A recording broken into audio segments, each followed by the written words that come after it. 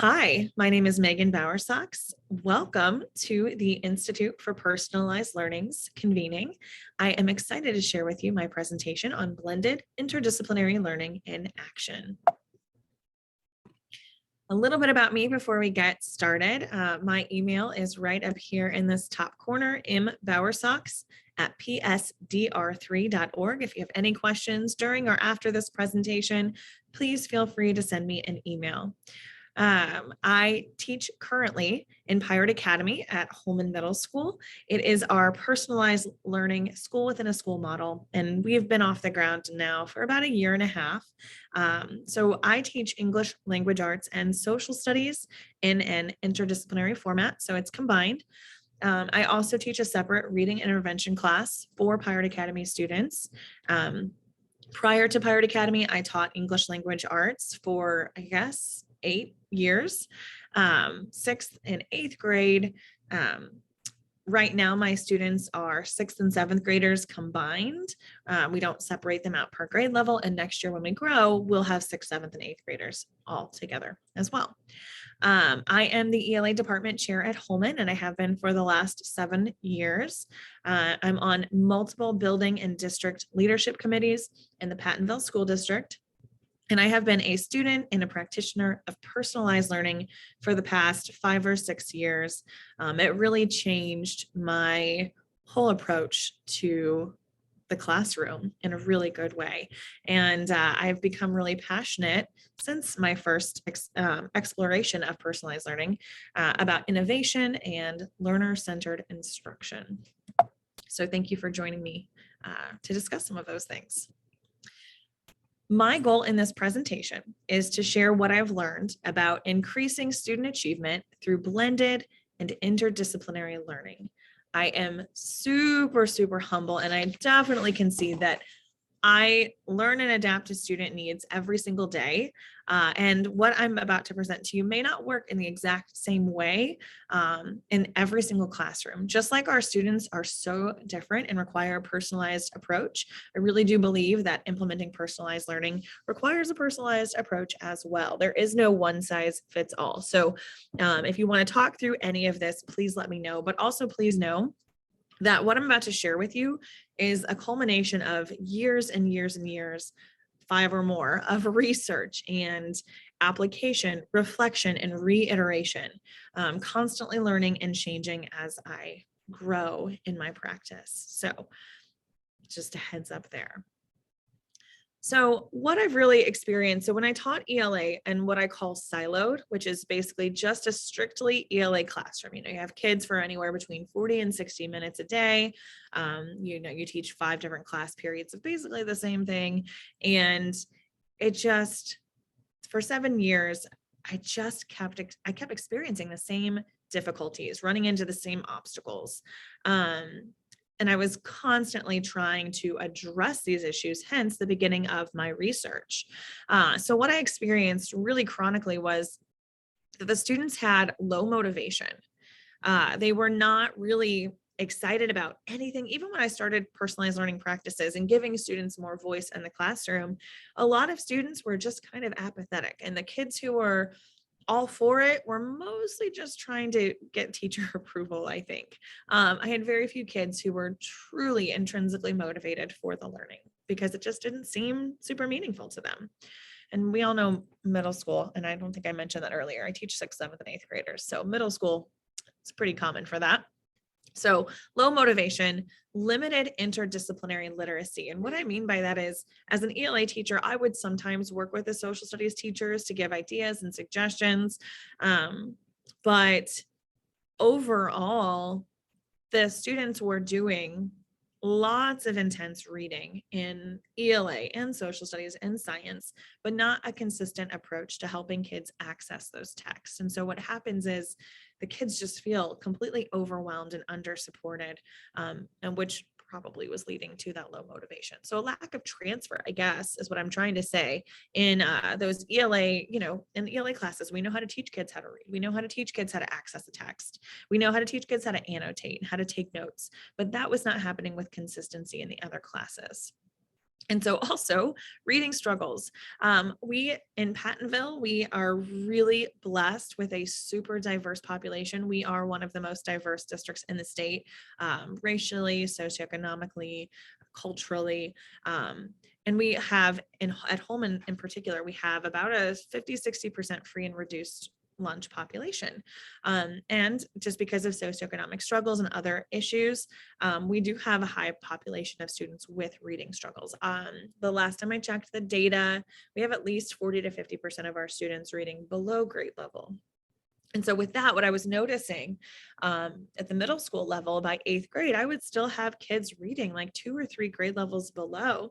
And when I would look at their history, I noticed, unfortunately, that some of them just did not make very much progress at all from 6th to 8th grade. And in some cases, kids would go down from 6th grade to 8th grade. So I started to see, again, all of these issues and they're all connected, as you can see. Then, trying to solve those problems, we were short on time. I had 40 some odd minutes to talk to kids to get all the things done. And as an English teacher, I don't know if you are an English teacher, you can probably relate, but I feel like we feel super burdened to do all the reading, all the writing, all the grammar, all the vocab, and do it really well, and also do fun things. And it just feels overwhelming for the kids too. There was a lack of critical thinking. So when I would give students choices, sometimes they would just be, no, I don't want choice. Tell me what to do so I can get it done. And I don't really want to have to think too hard about it. So they were totally gaming the system. And then again, as I've mentioned, low growth in writing, low growth in reading, and not every single student, but, as a teacher who wants all of my students to succeed, and in Pattonville, we're all about that all will learn. Seeing the low growth consistently with enough of our population just was really, it was a problem, and it was something that I continued to seek answers to. So each year, as I've mentioned, I would spend hours of personal time reading and just growing my instructional tool belt to try to help these students. And just as I was about to get super burnt out, I mean, it was the summer where it was like year 4 and I was super burnt out. My district began promoting personalized learning, and I went to this one summer training and a light bulb came on, and it was with a handful of really great speakers. Dr. Rickabaugh was one of them, and it changed my teaching practice. It saved my teaching practice, and it's given me this inspiration and passion to continue to promote what's best for students. So once I started kind of going down this rabbit trail, I was hooked, and I've just consistently added to my tool belt in that area. And I am super blessed to be in a district that offers the flexibility and the encouragement to be able to implement this model with fidelity. So I can say with confidence that all of the frustrations and struggles that I used to experience with students in my classroom, my siloed English language arts classroom, are a thing of the past. So the problems that we were having are now really solved through, not entirely solved, but I would say 96% of my students, this is true for. So I have highly motivated students. They are active agents in their learning. Obviously, this is a progression, right? No learner is going to start with the same skill set at the same place in the progression, but every single kid is making progress toward that complete active agent.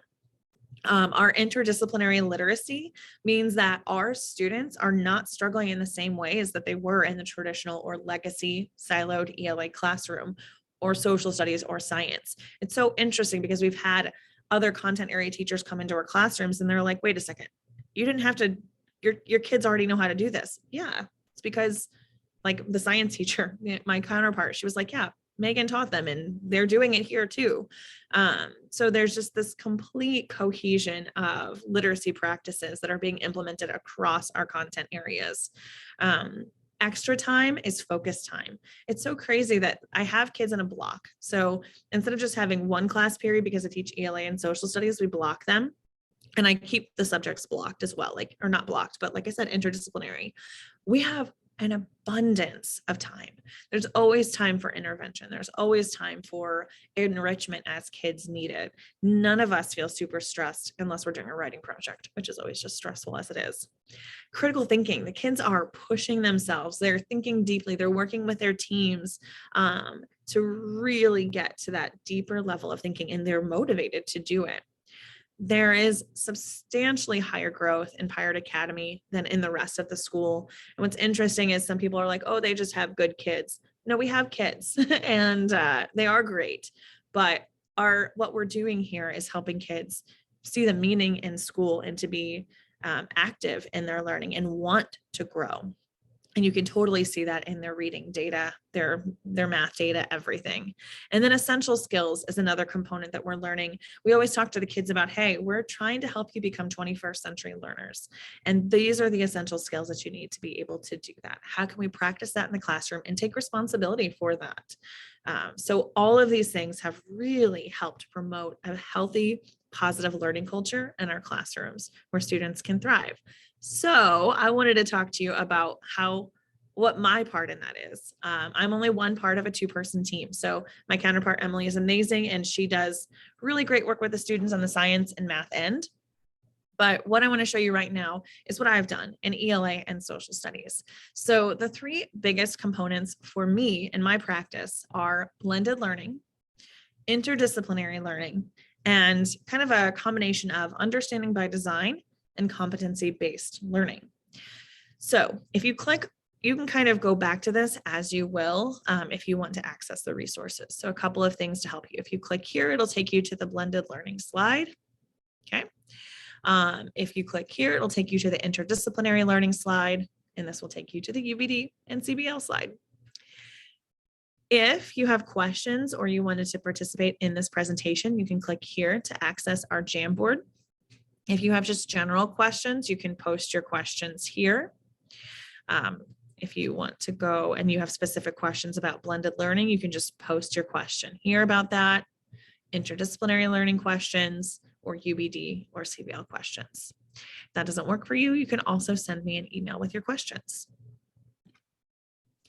Okay, so the first thing that I really started exploring in kind of this personalized learning approach is blended learning. This is a great segue for any practitioners who are still in a traditional or legacy classroom and you want to start experimenting with some more of these personalized learning strategies. This was one of the most helpful in helping me transition to where we are now. So my goal is that you will leave the session with information about the benefits of blended learning and have an overview of how I use blended learning to promote personalized student-centered learning in the classroom. So you're probably wondering, what is blended learning? I feel like it's one of those words or phrases in education that gets thrown around a lot, and then people don't really know what it means. So I wanted to give us a definition. So Catelyn Tucker is kind of like my guru for blended learning. I've never met her. She's amazing. I've got most of her books. This is my favorite. I'll talk about this later in the presentation. But highly recommend looking up Catelyn Tucker. So she wrote kind of a solid definition. She has a blog. And so this definition comes from her blog, Blended Learning, what it is and what it is not. And if you want to access that source, I have it right here. You can just click. All of these are hyperlinked. Blended learning is active, engaged learning online combined with active, engaged learning offline to give students more control over the time, place, pace, and path of their learning. And that part is key. Students need to have that control over their learning. Every kid can learn, but not every kid can learn in the same way on the same day at the same time. A key aspect of this definition is positioning the students as those active agents in the lesson or learning experience. The students should be doing the heavy cognitive lift of making meaning. In a blended learning environment, the students are doing the thinking, discussing, making, questioning, exploring, collaborating, and reflecting. So I really see blended learning as a vehicle for promoting personalized learning in the classroom. And as my principal, Dr. Moran, always says, if you're doing the work, you're doing the learning. We need to make sure we're shifting that over to the kids. And so how do we create opportunities for the kids to make these choices in their pace, their path, the time, the place, all of those things? I'll get there. But before I move on, so Catelyn Tucker's website is here. She has a blog. She has her books linked, all kinds of great resources.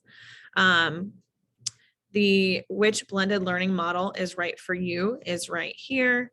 And then I also have, this is her website right here. Okay. So there are your resources if you want to dig in a little bit more with with blended learning. I'll get deeper into that in just a moment. But first, I wanted to talk to you about interdisciplinary learning. Okay, so session participants will leave this session with a rationale for why to consider interdisciplinary learning, an overview of how I use interdisciplinary learning to promote student-centered whole child learning in the classroom. So that's where we're going with interdisciplinary learning. So consider this like a cake and we're adding the layers. First comes blended learning, then for my practice comes interdisciplinary. So interdisciplinary learning is another one of those educational buzzwords that gets thrown around a lot. And that makes it kind of ambiguous then whenever you're like, oh yeah, I think I know what that means. And then you start talking to people and you're like, I don't know that they do. So I wanted to make sure we had a, kind of a common definition. And this definition comes from UNESCO, their International Bureau of Education. You can click here if you want to access that source. So what is it? Well, it's an approach to curriculum integration. So integrating more than one content area that generates an understanding of themes and ideas that cut across disciplines and of the connections between different disciplines and their relationship to the real world.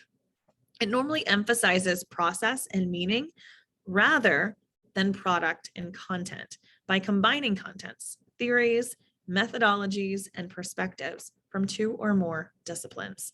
So how that looks in my classroom really is that we don't separate ELA and social studies. What I've noticed before, especially if you're an ELA teacher, is kids come to your class and they're like, what do we even do here? I'm like, whoa. What we do in this class helps you with everything else. Like this class teaches you the skills to do your passion, really. I always tell the kids, most careers require a high level of reading ability, a high level of writing ability, reading comprehension, being able to interact with people. Like these are the skills that you need to do the things you want to do. And so what's been really great about our program is that I've been able to really practice that with the kids. Our content is social studies for the most part. Sometimes we get into science. Sometimes we get into psychology and things like that. But most of our content is generally our social studies curriculum.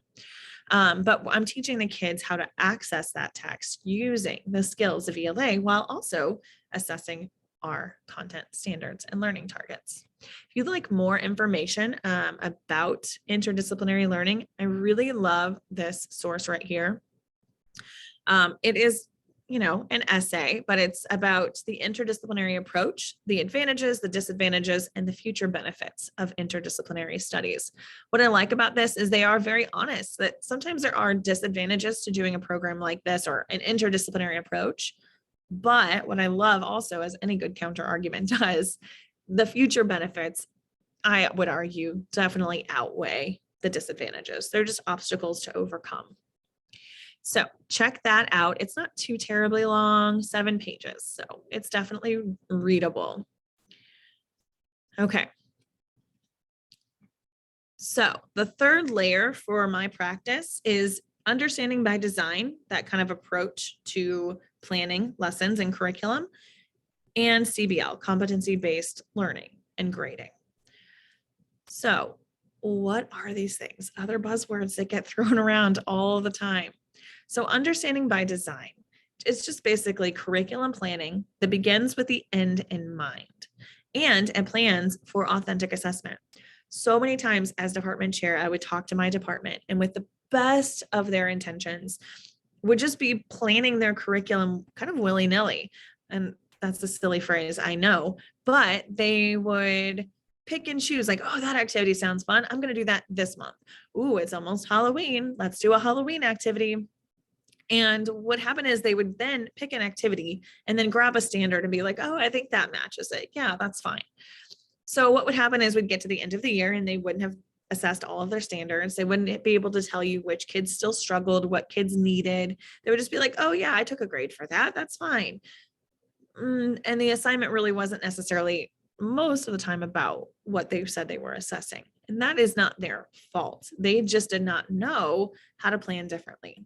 And so my passion with my department this year, our whole goal has been understanding by design as that framework for designing any kind of instruction so that we can make sure that we are unpacking the content standards so that we can deepen student understanding. We are in the middle of a pandemic still. We have kids with so much learning loss, especially in our district where a lot of our kids are underprivileged or already have big learning gaps. We cannot afford to waste time with these kind of lackadaisical planning methods anymore. So this helps us really check in with what do we need to accomplish? How are we going to plan for that? And how are we going to make sure that students are engaged? There's opportunities for reassessment. There are lots of check-ins. So teachers are coaches that are adjusting their instruction in real time based on student needs. So yes, you've planned out your massive instructional framework, but there's flexibility within because you're not trying to cram in all these like random fun things that you've done for years. It's really focused on the essential learning outcomes, getting rid of anything that doesn't fit that, and then making sure that you have time to plan for the kids and engage them too. It's also flexible in that if your kids are really into this one thing, you can stop and plan a little bit more around that because you're not so cramped for time. And with that comes competency-based grading as well, another big push in my department. Well, they're really doing standards-based, but we are working toward assessing student performance based on mastery level toward learning targets. So if we're planning around the learning targets, it's a great time to start building in that standards-based grading, allowing for ongoing assessment and reassessment of learning targets. So many times, I'm sure you guys know what I'm talking about. You've looked at a traditional grade book and you've been super confused. I've been confused. What does this tell us about student learning? And so many times in the past, I'd have conferences with parents and their kid was failing. And the question of, well, what can they do to really grow and get better? And unfortunately, this is shameful on my part, but early in my teaching, the answer was, oh, no. And that's not okay. That's not enough. That is not going to work. At least that's what I tell my department. So we have got to be intentionally making sure that the assignments we're giving students are clearly targeted to like a learning target, and that learning target is meaningful. And we have resources to continually reassess a student and to support a student until they've mastered that learning target. We also should have resources to support parents to work with their kids at home if they're really struggling. Our grade books should provide clarity and not just be this summative pile of, this is what they've done. It's too late to grow. It should communicate student learning. Grading should communicate student learning in real time with feedback that is focused on helping students achieve mastery. We do not give up on kids. So with that in mind, here are a couple of other resources for you. Balance with blended learning, partnering with your students to reimagine. Oh, that did not transfer well. Learning and Reclaim Your Life. This book was a lifesaver for me when I started going down this path. A lot of it is about grading, but it's also about not, if there are things your students can be doing, let them do that. So this, I would highly recommend reading it. I did develop a PowerPoint that I worked with. This is kind of how I've approached UBD with my department this year. So you can see the framework unpacking. It's got a good rationale for why UBD and what it means and why we should consider doing it. I've also broken down UBD at the macro level. This is where I usually start with my planning, where we back up and look at, okay, how do I even take my whole year and divide it into chunks, right? Semesters. What should go into each semester? So at Holman and Pattonville, we have learning targets based on the Missouri Learning Standards. We've This is what we call them. Okay, so we've got our learning targets, and I've unpacked it for each semester with a rough kind of calendar. You can see I've also built in writing workshop. This is semester 2. Writing workshop built in as well. And then at the micro level, so now that I've got my whole year planned, how would I go about planning instructional sequences for each learning target? And so this is where my department is spending the bulk of the year, semester 2. We have not actually completed this work, but we've begun, and I do have links here to some resources that we use to help us create our skill sequences. So you can kind of see a hypothetical schedule. This is something that I think would be very, very helpful if you're in a siloed legacy classroom. I've done this with multiple members in my department. How can you start building in kind of blended learning or options for the students to kind of make sure you're not just kind of planning, I don't know, just intentionally planning for this type of work. So a hypothetical schedule to get you thinking. I always like building in flex time for students. I would highly recommend, if you don't have time for this built in, please consider it. Every kid is different. Every kid needs something different on those flex time days. And we do it once a week in my class. So here's how I would guide my department through kind of planning an instructional sequence for our learning targets. And it is a lot to process, and I don't have time in this presentation to really deep dive into walking you through this. But if you have questions, please let me know. This is a great resource, I think, to kind of get you thinking through those things. We have a difficulty in my school distinguishing between curriculum and standards. And so I needed to make sure I pointed that out to my department, the difference between them, just things that are essential when you're backward designing. So just kind of that difference between standards, formative assessments. I'm all about definitions. Before we start throwing out those big words, I want to make sure that everyone knows what they mean. So that is a resource for you if you are interested in UBD. There is, obviously Understanding by Design is a fantastic book. And then Charting a Course to Standards-Based Grading. This was a great resource for me as well whenever I was trying to get started, thinking through those things. So now that you have the whole layered approach, right? The pedagogical strategies that I use. So blended learning, interdisciplinary learning, UBD, and CBL to kind of do the planning around those. Here's a brief prezi on how I implement blended learning, interdisciplinary learning, and competency-based learning in my ELA and social studies classroom. I'm not going to spend a ton of time on this. It's a resource for you. You can access it as you choose. But when we make our ELA skill progressions, which was near the end of my last presentation slide, the UBD one, we focus on 4 stages of learning. First of all, that pre-assessment and concept review. So if we're assessing on main idea, I want to make sure the kids, I want to see what they can do before I even start throwing work at them. And I also review the concept with them. Then we have tasks that are kind of formative, getting started, making sure they understand that foundational piece, that surface level. And then we move to in-progress tasks, which are a little bit deeper, and they are kind of the deep level. If you're thinking through, I don't know if you understand the whole visible learning concept, surface deep transfer. I kind of consider this surface deep transfer. And then mastery is that transfer piece. Can they do this on their own, an authentic piece of writing or an authentic assessment piece? We've been building toward that. And all along the way, we have progress checks with kids. They self-rate. We do additional instruction if what we're already doing at that tier 1 level is not sufficient. So for English language arts, I wanted to provide a sample skill progression. This is something that I have been using this year, but as a district, we're working on making more concrete skill progressions And so these will change based on those. We're not done yet. So this is what I've used this year, but it will change massively in the future. But you can see pre-assessment. I've got a basic instructional piece here, a formative assessment that's kind of that foundational piece, a little bit trickier formative assessment, and then a summative. This is just kind of like, are you ready for the summative? The kids do not do the summative assessment until all of them are, their little post-its are at the mastered level. So as we work through each day of the skill progression, I have students self-rate based on our co-created success criteria.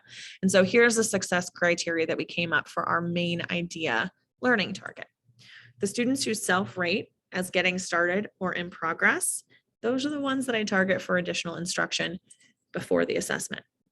Students have the ability to move themselves on the rating system as they choose.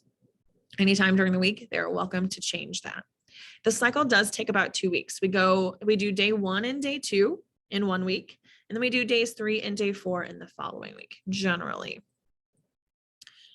So for our main idea summative assessment, which is the learning progression that we've been tracking, all students, regardless of grade level, because I do have 6th, 7th, and next year will be 8th, assess on the same learning target, but the rigor is advanced per grade. And so you can kind of see side by side the difference between my 6th grade assessment and my 7th grade assessment, both reading the same text, and the text is a social studies text aligned with what we're studying right now, which is Rome, ancient Rome. If you wanted to look at that a little bit more deeply, you have access to this in the materials. So our weekly schedule, right? So blended learning, interdisciplinary learning, you can kind of already saw the interdisciplinary, but how does that work on a week-to-week, day-to-day basis? So I have students, like I said before, for 2 class periods. One cohort is blocked 2nd, 3rd, the other is 6th, 7th. And this allows me to block. So you can kind of see this changes sometimes depending on what we've got going on. But generally we do 1 session of students get to pick between skill, teacher, or collaboration stations. And then the second block, or the second part of the block, we all do reading together. Sometimes on Tuesdays, we'll do skill, teacher, or collab times 2. So both blocks can be devoted to that work. Writing station on Wednesday, whole group, and reading station usually following that, because sometimes writing station goes into that second block or a second time or second part of the block as well. On Thursdays, we usually finish up our skill, teacher, and collaboration stations. And then on Fridays, we do our whole group, either our formative assessment for whatever learning target we're working on, or our summative. This is the text we're using for the one this week, Traces of Ancient Rome in the Modern World. So again, that interdisciplinary component aligned with my social studies curriculum. We do some fun stuff on Fridays. It's kind of a comic thing that I do. Then we do flex time, and then students send their parents a progress email. The following week, you can see that the schedule's a little bit different. We don't have school that next Monday. So students will do skill, collab, or teacher twice. Then on Wednesday, we'll do writing station and reading station. Then Thursday will be just completely get that work done, skill, teacher, or collab. And then Friday, we will do our Socratic seminar. That is a component that I add in about every other week, or at least 3 times a unit. Socratic seminars are a great way to take that kind of surface level content that you are studying and take it to that deeper level, because the kids now have to be able to not just know it, but discuss it. Skill, teacher, or collaboration station. So you're probably wondering at this point, okay, great. What does that mean? So I wanted to break it down for you a little bit. Each week I put all 3 of those assignments in our Canvas, which is the platform we use. And I give directions, and the students have that week to be able to work through skill, teacher, or collaboration station assignments at their own pace. Anytime that schedule here said skill, teacher, or collab, students get to pick which one they start with. And they get to pick the sequence. For collaboration and skill, they can pick if they work with a partner, if they work by themselves. I have an instructional video that I pre-record that explains the tasks, modeling the skills, going over the learning targets, intended learning outcomes. Students have to watch those videos before engaging in the work. And that kind of flipped model is how I'm able to offer the flexibility to students. Instead of standing up in front of the board, and doing it whole group. I found that that works really well for students because not every kid chooses the same assignment. Not every kid is in the same headspace every day. Sometimes I want to do the easier task first. Sometimes I want to do the harder one first. And so also, if I do whole group instruction, kids aren't paying attention the whole time, not because I don't want to, but some just because they can't. So having that video ready for them allows them to be able to access that instruction at any time. They can pause it, they can fast forward, they can take down notes, they can go back to it as much as they want. It saves me so much time because instead of being up in front of the class teaching, I've already essentially done the instruction. The kids are accessing at their own pace. They're asking questions. So my job during the class time is I'm walking around this classroom. I definitely my Apple Watch rings are closed every day before I leave because I'm on my feet all day, checking in with kids. Which one are you working on? Let me see your work. How are you doing? They're asking me questions. I have the kids check their work with me before they turn it in. So you don't have to do that whole dance of, well, I turned it in. Well, it's not complete. Yeah, but you need to fix it. So we don't have that. I check it before they turn it in. I give them immediate feedback about what they need to correct. And it makes grading easy. Most of the time, it's just like done, done, done. They already know they mastered it because I wouldn't let them turn it in until they mastered it. So it's been fantastic. I have great conversations with kids. It has been a lifesaver. Even though I'm like on my feet all day, I'm not as exhausted as I was talking all day long. You guys, if you've ever taught 5 of the same classes back to back to back to back, by the end, you're like, did I tell you this? Did I say this? I forgot. It's exhausting saying the same thing all day long. So this frees me up to do what I really like to do, which is talking to the kids. And so this allows for that on-time instruction at the exact right time for these kids. And it has been amazing. Teacher Station is where we do kind of practice for our ELA assessment. So I already walked you through that with the 4 progressions, right? We start with pre-assessment, in progress, getting started, in progress, and mastered. For Writing Station, we do Writing Station whole group. It's basically a middle school version of Writer's Workshop where we build the piece bit by bit, week by week. This is where we target those larger writing tasks like research, argument, informative, and narrative essays. And the topics for our writing are aligned with our social studies content and really help us to think deeper about those things. Reading Station, we have 1 to 2 class periods a week devoted simply to reading. And during this time, we read, we discuss our reading, we do short responses, and we also practice our ELA learning targets. When the students finish a book, our whole hallway is filled with these little book slips because kids post their books out there and I post mine on the door as well. When the kids are reading, I'm walking around the room reading as well, talking to the kids about what I'm reading, what I'm noticing, showing them how, I didn't want to read this book, but I did because it's on the Truman list and that was my goal. And I'm so glad I did. It was amazing. Really modeling for them good reading and what good readers do. And then finally, my additional instructional elements. I'm happy to talk to you about any of these. I love these strategies. We do PBL usually once a unit, Socratic seminar 2 to 3 times a unit. Visible learning is definitely, I've already talked about it a little bit, but that's scaffolding of instruction, surface, deep, transfer, big component. Kids know where they're at in the learning process. Targeted intervention. I have a specific approach for that, so I can share that if you need it. We do a challenge project for those who are ready for enrichment using Marzano's taxonomy. I'm happy to talk to you about any of that as well. We use a lot of instructional tech that saves me time, basically. Newsella, iExcel, Kahoot, and Nearpod. I'm happy to talk to you about any of those. And mindset and essential skills training are part of what makes the culture of our classroom so different to anybody who walks in here. So if you have questions about any of those, please send me an email or chat it on the Jamboard. Okay, so that is what I have for you today. Thank you so much for joining me. I know that this was a big chunk of your time. I did not want to talk for this long. It's actually very tiring. So I'm so sorry if I talked too much or if I didn't talk enough about something you wanted to hear about. Please contact me. Here's my email again. Here's a link to the Jamboard. Again, if you didn't get it before, please reach out. I love talking to teachers about how to make learning better for students. Thank you for your time. I look forward to learning from you in the future.